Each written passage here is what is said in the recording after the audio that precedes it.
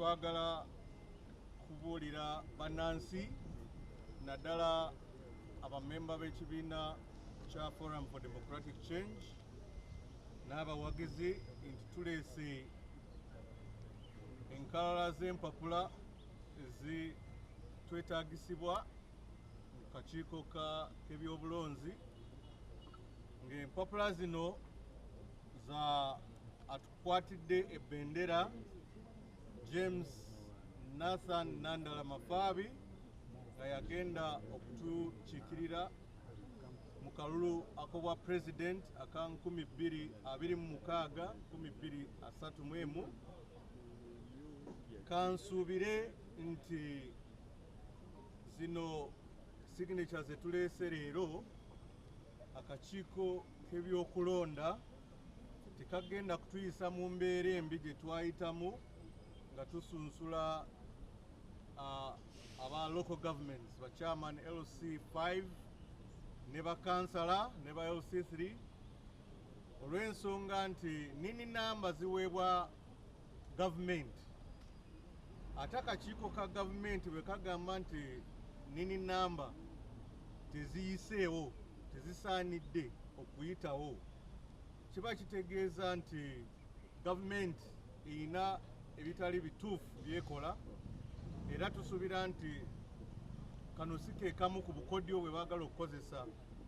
okulemesa bannansi okulonda abakulembeze be baagala kubanga omulimu ogw'okugaba nini namba gwa gavumenti si gwa bannansi n'olwekyo omunnansi bw'aba aleese nini namba agitadde ku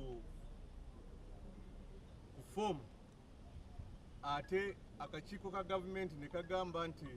teyiseemu kiba kitegeeza nti gavumenti eremeddwa omulimu gwayo ogw'okugaba nini namba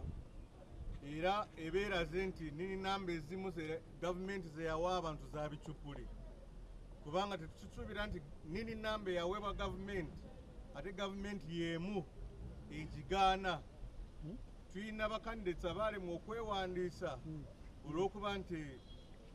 nini namba z'abantu abali baba proposinze baba nominatinze tizayitamu mashini ya gavumenti ate kyewuunyisa nti electoral commission yali etuwadde website gyetukolerako pre-verification okulaba oba ezo nini namba ziri mu nkala z'abalonzi nze kinoomu kennyini nakeesimbawo emirundi 2 naate bwe nateeka nini namba yange mu link eyo gye bali batuwadde ya website ya electoral commission teyakola naye ate neekola mu computer tablet ya electoral commission gye baali balina ate nga ffe ng'abantu aba bulijjo tetulina access kweyo tablet ya electoral commission n'olwekyo nja kusaba muganda waffe mwami Byabakama ne ttiimu ye baterezeemu kweyo ensonga kubanga okwera Moses Mugisha chairman wa FDC Nakawa ate MP addeko Nakawa East era tubaddeko wano ng'aba ekitebe kya party ya FDC okuleeta emikono gyaffe mu electoral commission kyemmanyi gye badde ntuufu ddala ate gye badde nnyingi n'okusukkawo fe banakawa naffe twabawayo emikono ate gisuseewo naye nvumirira nse kuvumira yenna okulaba nti no aba NRM party bali mu kutambuza bali mu kukola bakoweefubwe okutambula mu city batambula nga baagala naye ffe abali mu opposition nga FDC bogezaako n'ogamba katunaffe katutambule batugaana ate nga EC ebalaba poliisi ebalaba kati kiraga tino poliisi NRM party balina akakwate babigassebwamu ate nga byandibadde nga biri separate mbadde nsaba tubeereko ne equity bw'oba tugamba nti twali mu kujjuka okutambula mu kibuga tewali kyonna kitambula buli omu yenna buli party yonna oba buli omu yenna talina kutambuza nsonga bwe zito so ffe ng'aba FDC tukivumirira kibi si kirungi oba baagala buli omu atambule ffene tutambule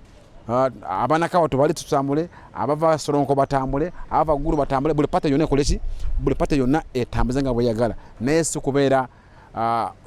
kya party yemu akwa ntino bali mu buyinza kibi nnyo tusaba poliisi